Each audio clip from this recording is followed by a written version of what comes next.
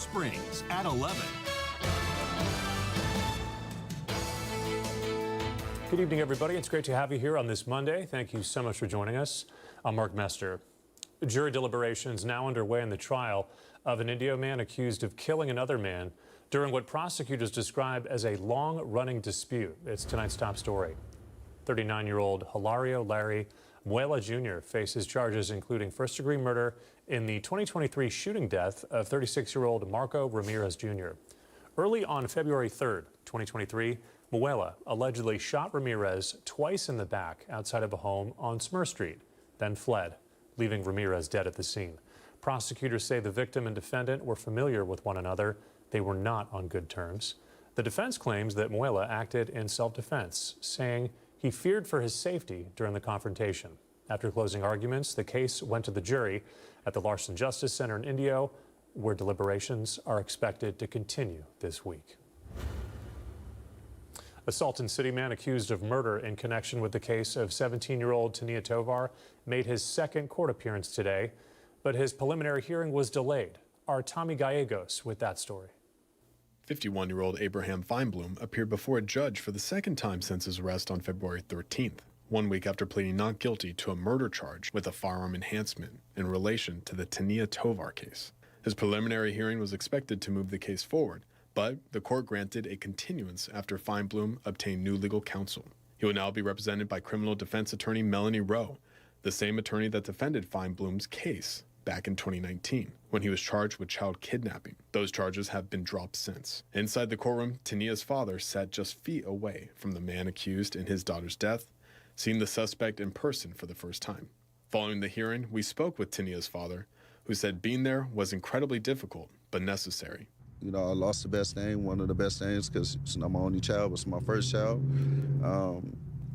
But the next best thing right now in this situation is to make sure that this gentleman, I don't know if you want to even call him that, but you know, he served his time for this, and hopefully, you know, and save more lives. 17-year-old Tania Tovar was reported missing back on December 1st, and the investigation took a tragic turn on February 11th when authorities confirmed they had found some of the teen's remains less than a mile away from Feinblum's home in Salton City. Tania's family had identified Feinblum as a potential suspect after they found out she was planning to meet with him days before she went missing. After multiple search warrants, Feinblum was arrested outside his home on February 13th after he tried to evade law enforcement. The court appearance comes just one day after family members and Salton City residents held a vigil in Tania's honor right outside of Feinblum's home. The overwhelming support from the community has carried into the courtroom by Tania's father, who told us that this case goes beyond his daughter's disappearance. I want to tell everybody thank you for all of the support, all of the love and appreciation, you know, and I'm sorry that anybody had to go through this. I never thought that I would. I hope that we can look at this situation and understand how crazy this world is. And, you know, again, my daughter has touched so many different people in so many different ways. And we just hoping for obviously the best outcome, and that'll be for that gentleman to, you know, stay beyond bars for what he did. For NBC Palm Springs, I'm Tommy Gallegos. Authorities need your help finding a missing person. According to the Riverside County Sheriff's Department, 41-year-old Jeremy Wizenan was last seen in Blythe at about 10:30 in the evening back on February 10th. He was driving towards the Grand Canyon in Arizona. He's 5 foot 10 inches tall. He weighs about 175 pounds. He has brown hair and hazel eyes. He has a tattoo of a guitar on his left forearm and the number 88 on his left shoulder. It was not known what he was wearing when he was last seen. Anyone with information on his whereabouts is encouraged to contact the number right there on the very bottom part of your screen. Today marks Stephen Hernandez's second court hearing for his trial readiness conference since his indictment back in October of 2025 for 9 criminal counts of perjury and conflict of interest. However, his attorney, Alexander Louder, pushed the trial readiness conference to March 24th. We attempted to obtain a comment from Louder after the hearing, but he stated he didn't have one. Hernandez faces 1 felony count of conflict of interest and 4 felony counts of perjury, all to which he has pled not guilty. Since his first court appearance, Coachella City Mayor Stephen Hernandez has made few public appearances during some city council meetings, including at the appointment of the new mayor pro tem, Coachella Frank Figueroa. If Hernandez is found guilty of the charges, he will lose the ability to hold any public office role and may face more than 7 years in prison. Let's take a break from the headlines and get a check of tonight's forecast. Live pictures right now from our Agua Caliente casino camera high above right there in Rancho Mirage. We're going to send things over to our Pablo Alcina. Pablo, that moon is showing off tonight. Yeah, but that shot is deceptive. The moon's only about 45% full, so it's not a full moon. Look at that camera shot, you think it's a huge full moon. It's not, but don't take my word for it. Go outside and look up at the moon, look at the stars, and soak it all in. Be honest, when was the last time you looked at the moon and the stars? Currently 63 degrees, humidity 41%, a little higher than we expect because of those clouds that were still in the area. Temperatures right now, 60s for Palm Springs, Thousand Palms and Desert Hot Springs. It's still kind of chill tonight, but we're going to heat up and quickly. The wind's very calm, just 6 miles per hour in Whitewater. By tomorrow morning, 60s by 6 a.m., 84 by noon. And look at this, we're going to be in the 90s Tuesday, Wednesday, and Thursday, and soon a high of 96. I'll let you know exactly when, but look at this 3-day covered air forecast. We're in February, and we're back into the 90s. Back over to Mark. All right, Pablo, thank you for that. Earlier this evening, the Palm Springs Fire Department opened their doors to the community for an open house at Fire Station 1 on Indian Canyon. The goal was to provide information to the community about proposed expansion plans for the station. Since the plans for expansion were announced, surrounding businesses have voiced their concerns. The plans, as currently drawn, would drastically impact the current parking lot that many businesses say is crucial to keeping their businesses thriving. After Chief Alvarado's remarks, the floor was opened for feedback. However, several attendees walked out in protest. As they said, they felt the 2-minute time limit to speak was not sufficient, nor was it what they were promised. No, we were lied to. We were told what the format wasn't going to be, and they did exactly that. They talked for 20 minutes, and they provided us 2 minutes to express our concerns. We had taken the time to consolidate all of our questions, to make it as efficient as possible. We identified one person to ask the questions, and they gave the person that represents the entire block 2 minutes to respond. Insulting, we were gaslit, we were lied to. Our Caitlin Kelly also spoke to Fire Chief Alvarado at the conclusion of this evening to get his feedback. Here's what he had to say. What changed is we wanted to make sure that we had an opportunity for people to make comments, give them time to speak, put their name in, and also capture those comments because we're going to build on that. We're going to have a study session with City Council coming up in March, and then revisit with everyone back here on March 30th. So we want to make sure we capture those comments. But as you see what we're doing right now, we are talking with people. We are sidebarring with people and hearing comments, and people that didn't want to speak in public, they're coming up to us now and talking. So that opportunity never left us. We just kind of changed what we did first. But that opportunity was always here tonight. And I was always going to be here for that. As the story continues to develop, we'll bring you the very latest updates as they continue to come into our newsroom. Turning to those major headlines happening around the world tonight, American tourists in parts of western Mexico are stranded after the death of a notorious cartel leader triggered widespread violence on Sunday. Several airlines suspended flights to cities like Puerto Vallarta and Guadalajara. The unrest erupted after Mexican forces killed El Mencho, the country's most wanted cartel boss and head of the Jalisco New Generation cartel. U.S. officials say American intelligence supported the operation. In the aftermath, suspected cartel members torched buses and businesses, blocked highways, and clashed with security forces across multiple states. The U.S. State Department is urging Americans in affected regions to shelter in place, avoid crowds, and monitor local updates as the disruptions continue. And with that, some of the Americans trapped in Mexico tonight are Coachella Valley locals. And tonight they're sharing their firsthand accounts of this developing situation. Our Brett Rosen spoke to them. Here's more. Puerto Vallarta is supposed to be paradise on earth. But since the recent capture and death of the Mexican cartel leader known as El Mencho, the once bright sun is now covered with smoke from buildings and cars catching on fire. And the quiet scenery has been overshadowed by the sound of helicopters flying around as the cartel has wreaked havoc in the city. Not far from the main highway in Puerto Vallarta, and off to the right where I thought was a brush fire, it now became very clear that this was actually a bus that had been, thankfully evacuated, but the bus was completely engulfed in flames. And then we started realizing something very serious was up. Palm Springs local Randy Bissett arrived in Puerto Vallarta last week for what he calls a boys' trip and said it was all running smoothly until the cartel attacks on Sunday.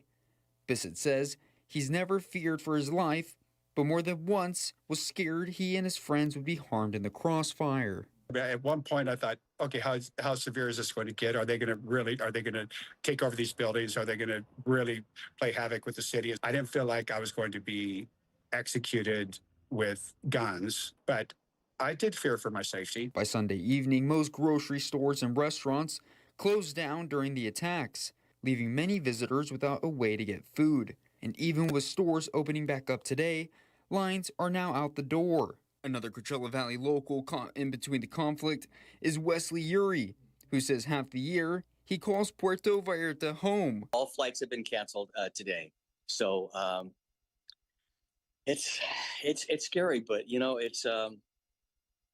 we know the resiliency of this country and these people, and they're you know, we live here, and these are friends and family of ours.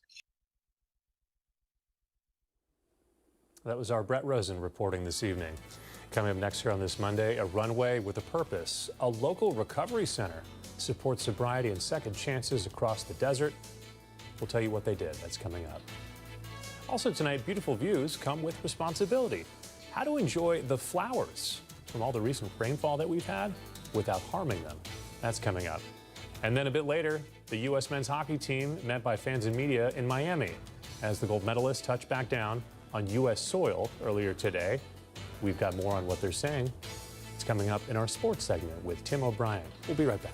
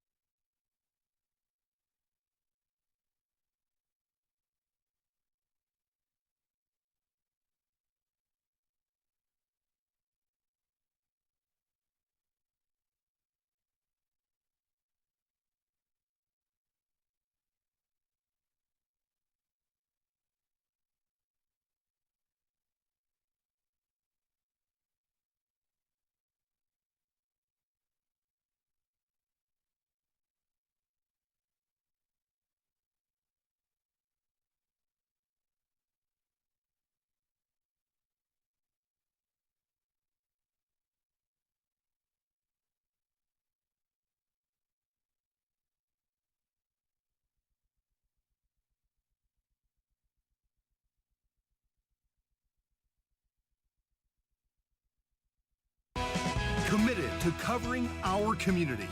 You're watching NBC Palm Springs at 11. The Ranch Recovery Center hosted its 21st annual fundraising luncheon today. It's with the purpose to support residential alcohol and drug treatment programs. The event started at 10:30 this morning and went till 2 p.m. over at the Palm Desert Resort Country Club. It featured the group's signature Runway to Recovery fashion show, along with opportunity drawings and designer items, all aimed at raising money to expand access to care. Organizers say proceeds help ensure treatment is available to individuals regardless of their ability to pay. The nonprofit serves hundreds of men and women each year across its Desert Hot Springs facilities, providing recovery programs and family support services. Locals are encouraged to lace up their running shoes for the Wildflower 5K Trail Run and Walk with Friends of the Desert Mountains, kicking off at a brand new spot over at the La Quinta Cove. The course starts and finishes at the Cove Trailhead through the Bear Creek Nature Trail and the Fred Wolf Nature Preserve. Organizers say the trail is slightly elevated, so it's simple enough for runners and walkers. Friends of the Desert Mountains say your participation helps protect desert landscapes. Dogs and strollers are welcome. Registration is $40. It includes a t-shirt. Kids 12 and under get in for free. Online signups close on March 6th. Last week's wet weather has created blooms of wildflowers all across our desert, and now it's attracting visitors. But as more people head outdoors, a local group is reminding everyone to stick to marked trails and stay safe. Here's Kai Beach.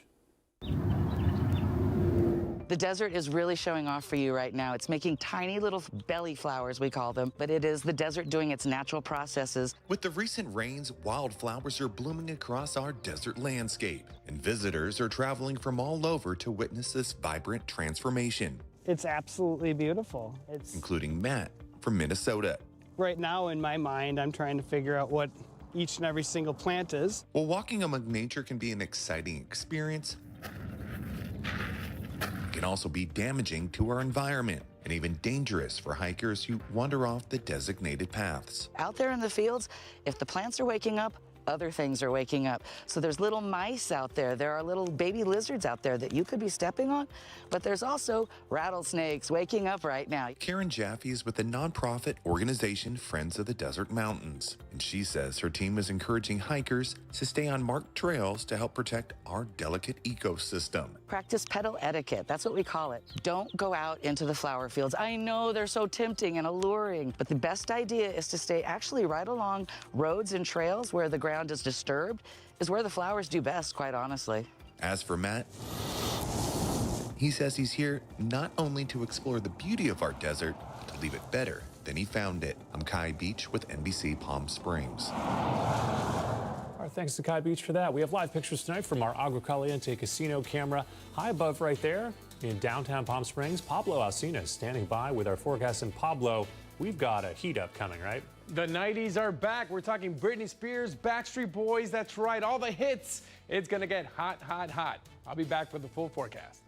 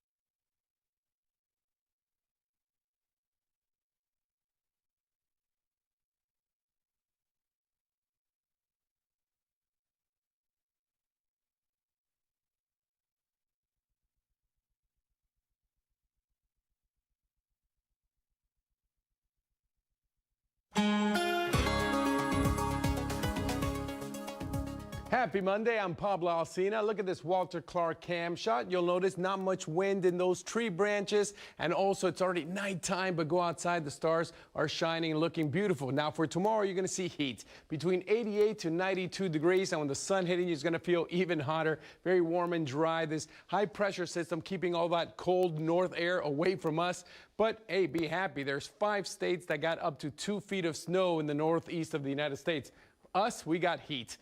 8 degrees hotter than normal at 82 degrees. Usually we're at 74. We might be flirting with record heat the next couple of days. I don't think we'll get there, but we'll be close. We weren't the hottest in the Southwest. I expect that to change tomorrow. Palm Springs should be #1 when the rolls around tomorrow. High temperatures you saw today, lots of mid-80s. Palm Desert at 84, the hottest in the area. Cabazon even got as hot as 75 degrees. Now all those numbers will be higher tomorrow. As far as wind, just Wednesday in Whitewater, they're going to see wind gusts between 30 and 39 miles an hour. Desert Hot Springs and north of the I-10 and even south of the I-10 will be pretty windy on Wednesday with winds between 20 and 29 miles an hour. The low temperatures tonight, not so cold, 57 in Palm Desert, 60 in Palm Springs.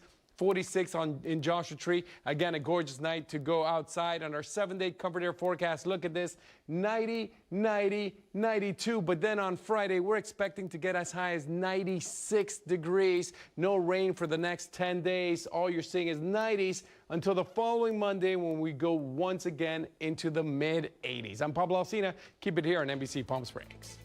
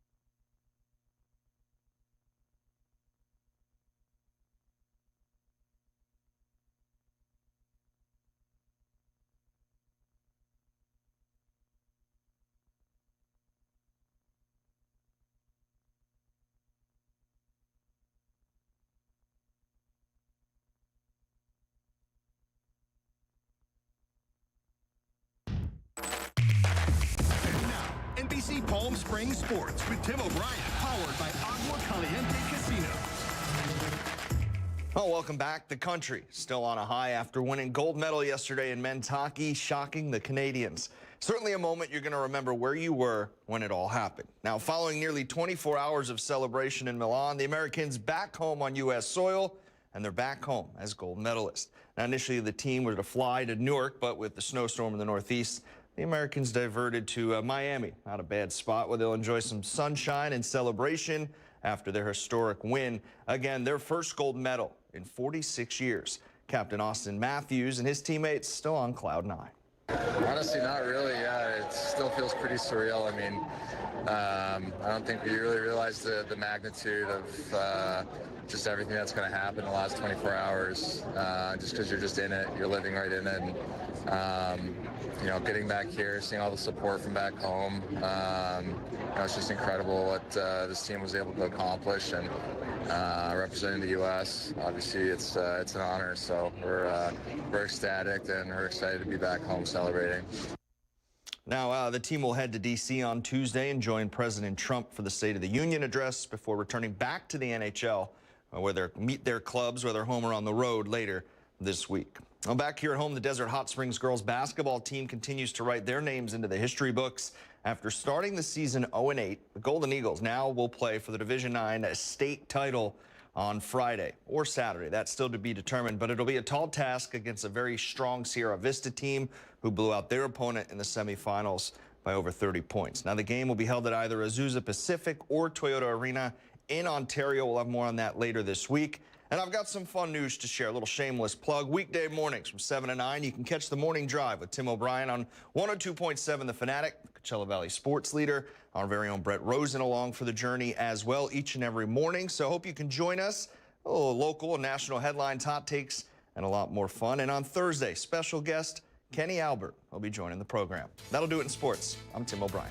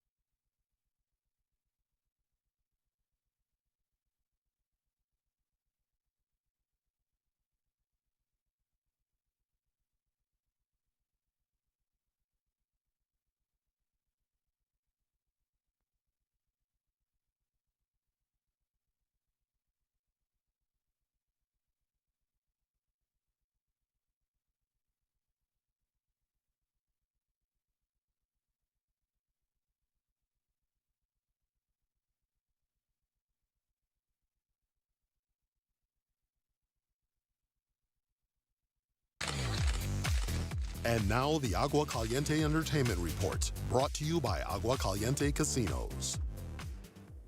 Former home improvement star Zachary Ty Bryan has been sentenced to 16 months in prison following a DUI conviction tied to a 2024 arrest in La Quinta. Bryan was convicted this week at the Larson Justice Center of driving with a blood alcohol level of 0.08 or higher. Two other charges, including hit and run and property damage, were dismissed. Deputies say they stopped Bryan near Washington Street and Calle Tampico after identifying his vehicle as possibly connected to a recent crash. When they contacted him, they reported signs of impairment and arrested him just before 2:40 in the morning. Authorities say the DUI included prior offenses, which contributed to the prison sentence. One film is looking more like a favorite with the Oscars just a few weeks away. David Daniel with that and more in tonight's Hollywood Minute. Steve Lockjaw just attacked my home, and I cannot remember for the life of my only child the end. answer to your question. One battle after another has dominated another award show, this time the British Academy's BAFTAs. The darkly comic action epic won 6 awards, including Best Film and Best Director for Paul Thomas Anderson. Connie Glass, you're a spy. Nothing gets past the feds, does it? Come on, we got work to do. CIA stars Tom Ellis as an operative who reluctantly teams with an FBI agent played by Nick Gelfus. Ellis says one thing that drew him to the show was filming in New York. Shooting out in the street in New York is a real experience, and one that I've never experienced before in my career. In that, normally when you're shooting outside, the area that you're shooting is locked off and that it's not open to the public. We don't really have that luxury in New York because nobody stops for anything. So, you know, there are scenes in the show where, you know, Nick and I are weaving our way through public and traffic and people taking selfies, and it's all real, essentially. CIA debuts today on CBS and Paramount Plus. In Hollywood, I'm David Daniel.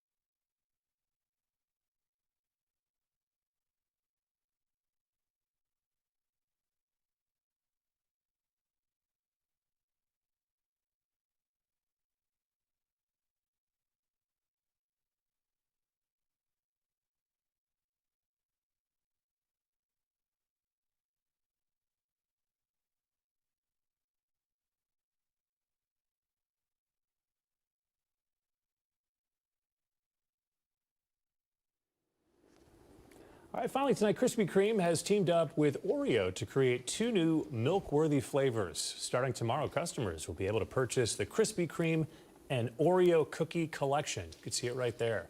For a limited time, the donut chain will offer the new Golden Oreo Donut and Chocolate Oreo Dream Donut. Krispy Kreme and Oreo Cookie Dozen will feature 3 of each of the Oreo donuts, and then you get 3 original glazed donuts. So, start your week off with a nice little sweet treat, sweet tooth, maybe a cheat day, as they call it. I'm keeping the 3 regular glazed donuts. You can keep the Oreo ones. I know you like Oreos. Just give me plain glazed for me. If you're going to give them to me, boom, I'll take them. Have a safe night, everybody. See you right back here tomorrow. Good night.